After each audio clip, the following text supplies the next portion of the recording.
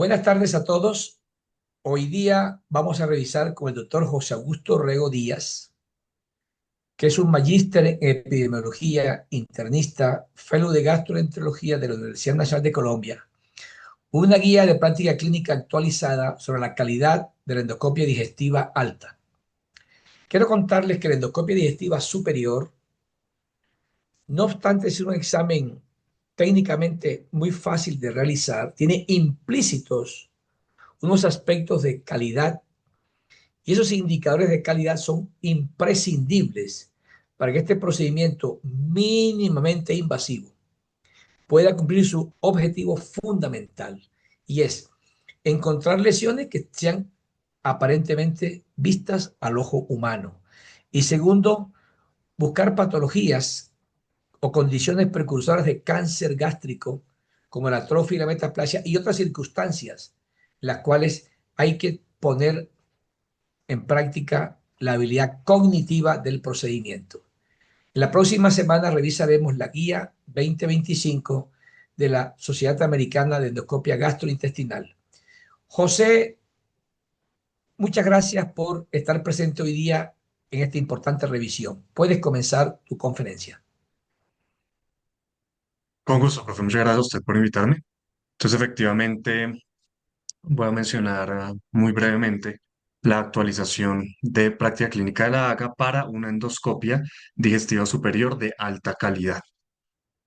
Entonces, el objetivo con el cual surge esta actualización es dar recomendaciones de buena práctica en la realización de endoscopia digestiva alta de alta calidad, lo cual incluye optimizar la detección de patologías gastrointestinales altas, recomendaciones para evaluar lesiones premalignas gástricas y esofágicas y para realizar una evaluación post-procedimiento una vez terminada la endoscopia. Para esto se formula una recomendación preprocedimiento, 6 intraprocedimientos y 2 postprocedimientos que van a ser necesarias para una endoscopia digestiva alta de alta calidad. La primera recomendación y la única preprocedimiento es que los endoscopistas deberían asegurarse de que la endoscopia alta se está realizando por una indicación apropiada y deberían realizar un consentimiento informado adecuado con riesgos, beneficios, alternativas, sedación y potenciales intervenciones diagnósticas y terapéuticas. Y eso tiene que quedar documentado por el endoscopista en la nota antes de realizar el procedimiento.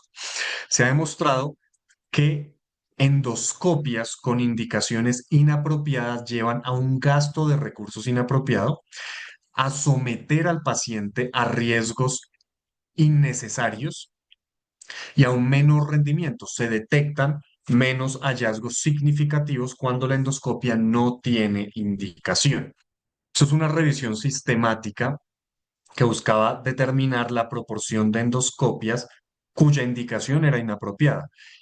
Incluyó 23 estudios, más de 53.000 endoscopias.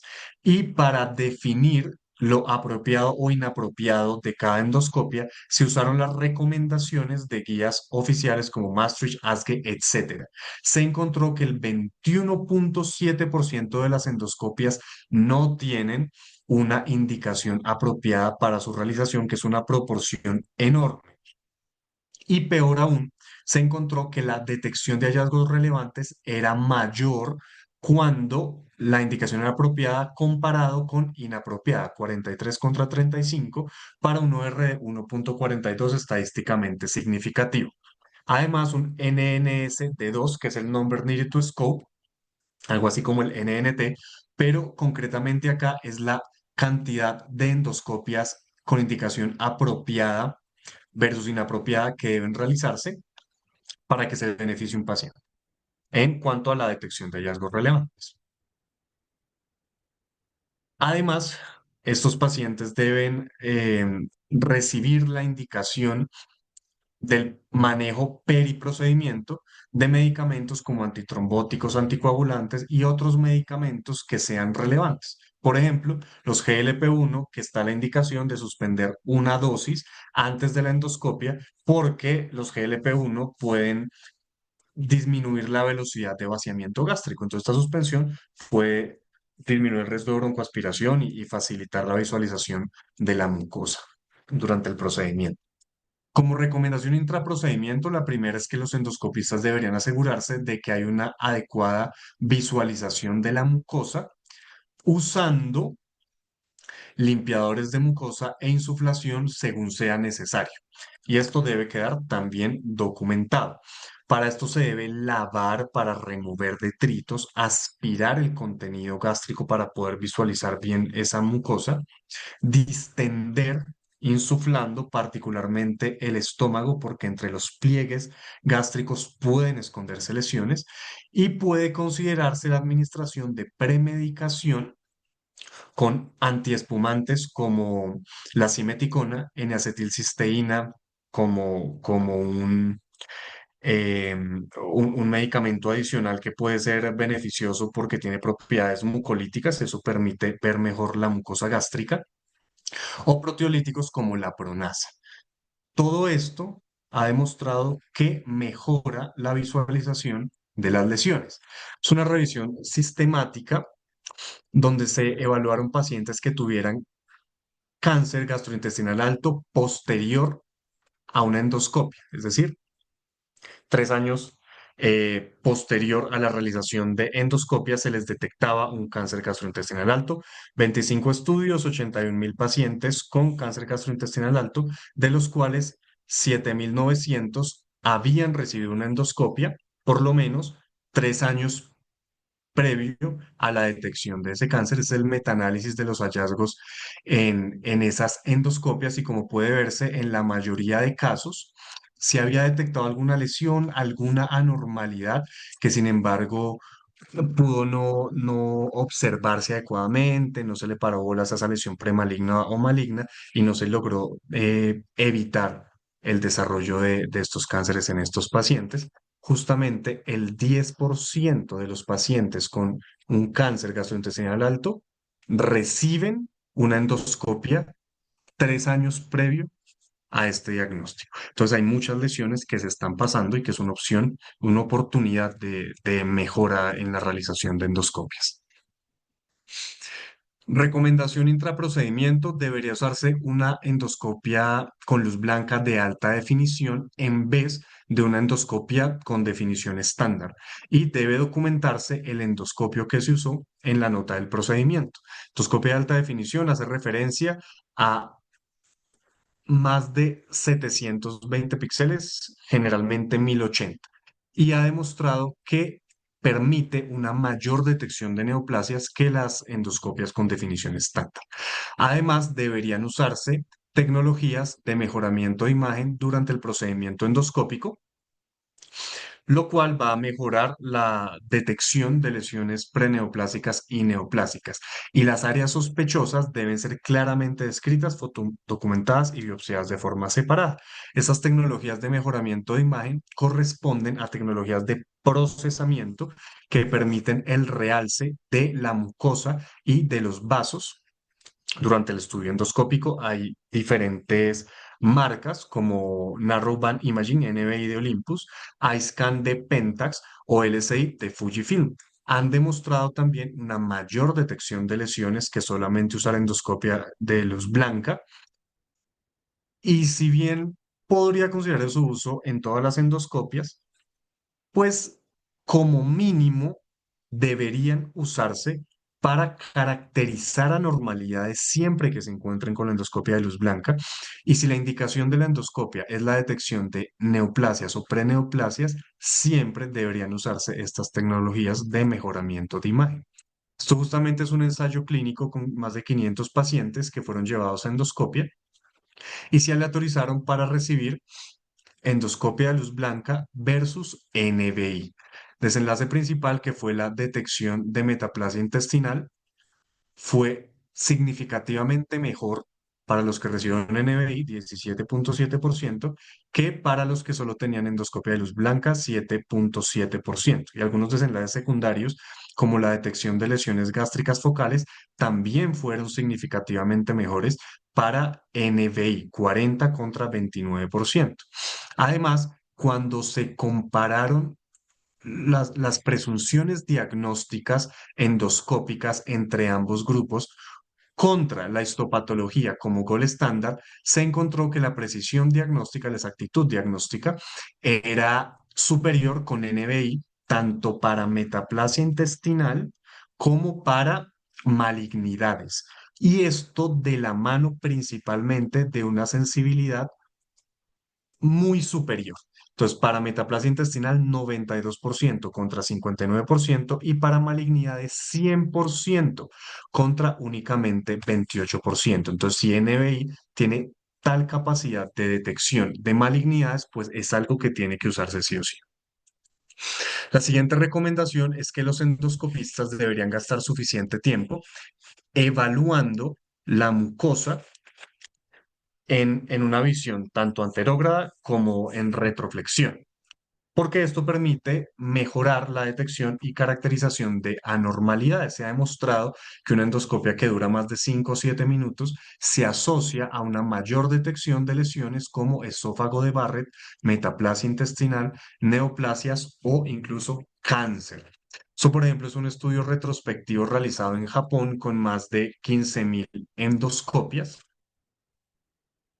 El desenlace principal era la detección de lesiones neoplásicas. Los endoscopistas fueron clasificados como el rápido, que se demoraba menos de 5 minutos, moderado de 5 a 7 y lento más de 7 minutos. Puede verse que la detección de lesiones neoplásicas fue mayor en los que se tomaban más tiempo para hacer la endoscopia. Y justamente el OR comparado con los rápidos pues fue 1.9 y 1.89 respectivamente, este primero con significancia, este segundo con una tendencia que por poco no alcanzó la significancia, pero deja claramente el mensaje de que debe gastar el suficiente tiempo. En resumen, para conseguir una adecuada visualización de la mucosa y detección de las lesiones intraprocedimiento, lo mínimo que debe hacerse es lavar y aspirar todo el fluido y detritos de la superficie luminal, considerando el uso de antiespumantes mucolíticos o proteolíticos, usar endoscopia de alta definición, no definición estándar, y usar las tecnologías de mejoramiento de imagen como mínimo en las dos indicaciones mencionadas y debe asegurarse que se inspecciona la mucosa por suficiente tiempo. Otra recomendación intraprocedimiento es que debería documentarse las anormalidades que se encuentran durante la endoscopia mediante clasificaciones y terminología estándar siempre que sea posible. Esa documentación se debe hacer mediante una fotodocumentación estandarizada de estaciones anatómicas, que si bien hay diferentes propuestas para esta fotodocumentación, como mínimo debería incluir una foto de esófago inferior cardias, unión esofagogástrica y fundus en retroflexión, cuerpo anterógrado, antro anterógrado, la incisura en retroflexión, la porción más distal del duodeno que se alcance y cualquier anormalidad sospechosa que debe ser adecuadamente fotodocumentada. Todo esto va a permitir, primero, que se documente que se realizó un estudio completo. Dos, documentar y caracterizar los hallazgos positivos, lesiones, úlceras, etcétera, etcétera. Tres, si hay casos en los cuales debe hacerse una documentación de hallazgos negativos pertinentes. Esto permite hacerlo. Por ejemplo, un paciente con disfagia que se quiere dejar documentado, pues que no tuvo masas, que no tuvo hallazgos de esofagitis eosinofílica, etcétera. Y finalmente, esto sirve como punto de comparación para estudios posteriores que se le hagan después al paciente. Como mínimo, debe usarse las siguientes clasificaciones. Esofagitis erosiva debe usarse Los Ángeles. Praga para esófago de Barrett. Clasificación de París para las lesiones neoplásicas superficiales. La clasificación de Hill para evaluar el flap de la válvula gastroesofágica. La clasificación de Forres para las úlceras pépticas.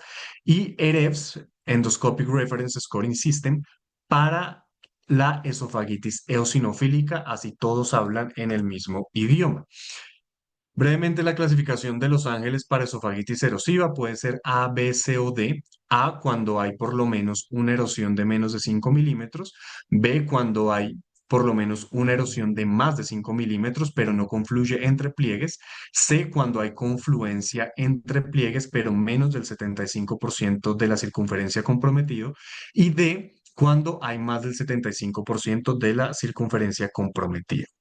Para esófago de Barrett debe usarse la clasificación de Paraga, que usa la unión esófago-gástrica como punto de referencia y desde ahí compara la máxima extensión circunferencial de la metaplasia que corresponde a la C, en este caso sería un C2, y la máxima extensión de la metaplasia en general que corresponde a la M. En este caso entonces sería un Praga C2M5.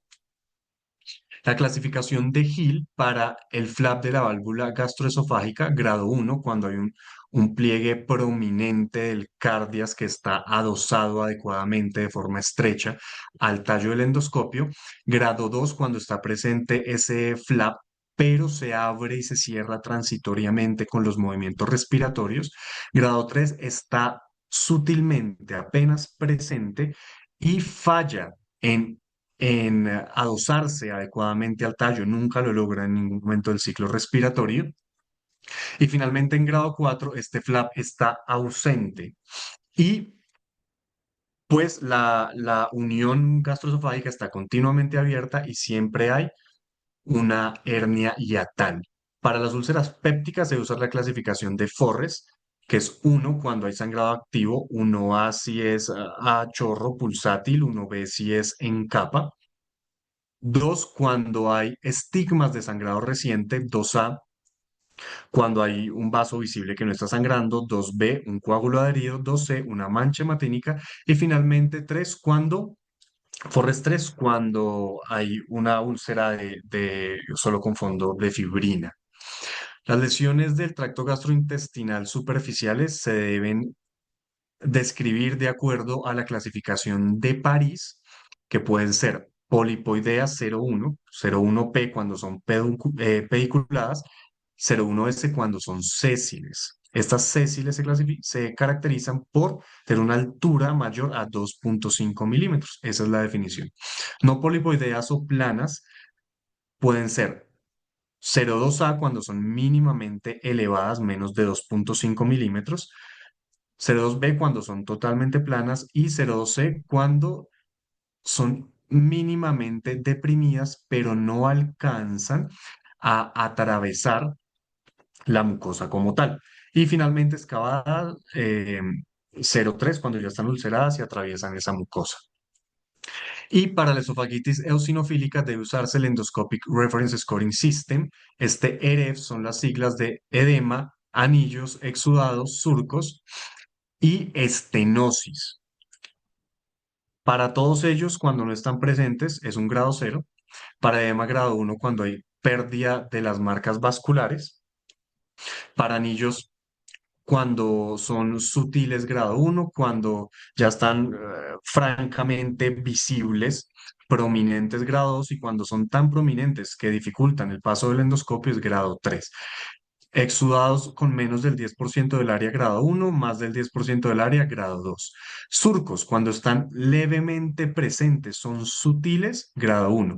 Cuando se alcanza a notar la profundidad en el surco, grado 2. Y finalmente, grado 1, cuando hay estenosis y debe estimarse el diámetro. Siguiente recomendación intraprocedimiento, deben realizarse biopsias para la evaluación y manejo de las condiciones usando protocolos de biopsia estandarizados. Entonces, para esófago, en esofagitis eosinofílica, debe tomarse mínimo 6 biopsias, distribuidas entre esófago proximal y medio y la otra mitad en esófago distal. Para esófago de Barrett debe realizarse el protocolo de Seattle, que indica tomar 4 biopsias, una por cada cuadrante, por cada 1 a 2 centímetros de mucosa sugestiva de metaplasia intestinal en ese esófago de Barrett. Y además deben biopsiarse las anormalidades mucosas focales que se encuentren durante la inspección endoscópica. En estómago, los pacientes que reciben la endoscopia por dispepsia, para diagnóstico de Helicobacter pylori o por alto riesgo de lesiones preneoplásicas, debe aplicarse el protocolo de Sydney, que incluye 5 biopsias, una de curvatura mayor de antro, una de cuerpo, una de curvatura menor de antro, una de cuerpo y una de incisura. Y además deben biopsiarse las anormalidades mucosas focales que se encuentren. Para úlcera péptica, la decisión de biopsia debe ser individualizada. Hay algunas úlceras que hay que biopsiar y otras no. Y cuando se va a biopsiar, debe biopsiarse la base, los bordes y aplicarse protocolo Sydney. Pólipos gástricos deben biopsiarse o preferiblemente resecarse los pólipos. Si hay múltiples, resecar el mayor de los mayores y biopsiar los demás de forma representativa. Y en duodeno, si se quiere descartar enfermedad celíaca o evaluarla, se deben tomar mínimo 5 biopsias, una del bulbo y 4 de la segunda porción, la porción descendente del duodeno. Como recomendación post procedimiento, la primera post procedimiento, los endoscopistas deben darle a los pacientes recomendaciones escritas basados en los hallazgos de ese estudio endoscópico que se acaba de hacer. Eso debe quedar entonces documentado. Y si estas recomendaciones son contingentes, dependen de los resultados de la histopatología que se tomó en esas biopsias durante el procedimiento, pues debe documentarse que esa guía apropiada se realizará cuando estén disponibles esos resultados. Entonces, esto debe incluir cambios en estilo de vida. Se encuentra en esofagite, entonces que pierda peso, que duerma con la cabecera elevada, etcétera. Suspender o reiniciar medicamentos como antitrombóticos, AINES, según lo que se encuentre, si se encontró una úlcera, alguna cosa así. Nuevas prescripciones, el paciente debe salir de ahí con su esomeprazol o pantoprazol o lo que esté indicado según los hallazgos de esa endoscopia. Suspender tabaco y alcohol y debe documentarse el tiempo de espera para la patología. Finalmente, la última recomendación post procedimiento es que los endoscopistas deben documentar si está indicada una endoscopia de seguimiento y si lo está, cuándo debe hacerse esa endoscopia de seguimiento. Si la determinación de, de el lapso para la siguiente endoscopia está supeditada a los resultados de la histopatología, como puede pasar en Barrett, como puede pasar en metaplasia intestinal, los endoscopistas deben dejar documentado que cuando se tengan esos resultados, pues se va a hacer la guía sobre esos lapsos específicos. Y eso sería todo. Muchas gracias.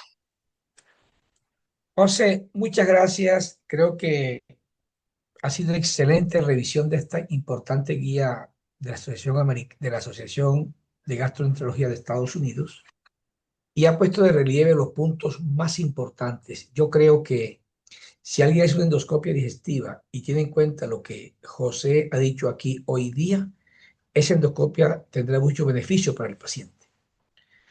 Estoy muy agradecido, José, por la forma en que has dictado esta conferencia y por supuesto que seguiremos permanentemente actualizándonos. Hoy día hay tanta información científica que estos espacios académicos debemos tenerlo. José, muchas gracias y muy amable y mil felicitaciones. Un gusto, profe. Muchas gracias a usted.